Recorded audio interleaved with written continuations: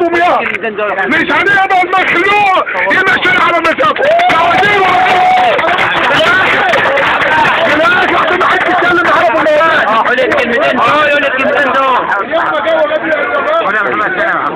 المواضيع كلها مرتبطه ببعض.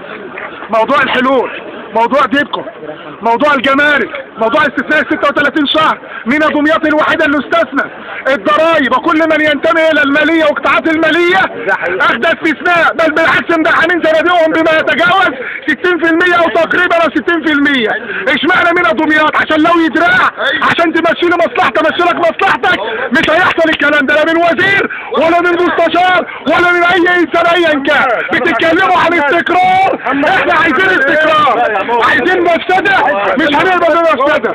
اقسم بالله مش عايزين مفسده، احنا عايزين استقرار. بنطالب باستقرار. الناس اللي عليها فلوس الحقيقه تتفضل تردها، سواء بقى ليه سلطه قديمه رجل اعمال كبير ايا كان هو. ما ينفعش الكلام ده، ما ينفعش الكلام دوت خالص. وبناء على كلامك طلعت الصفر والصعيد والزمالك صور يا عمي.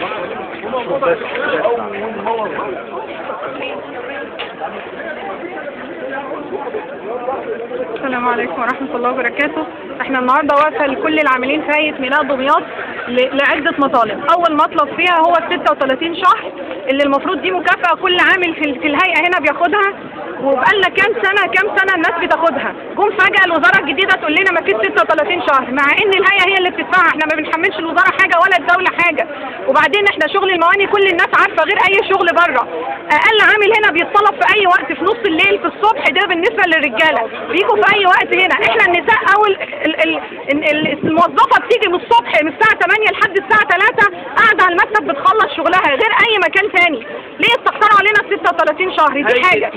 تاني حاجة اقتصادية وليست هيئة خدمية.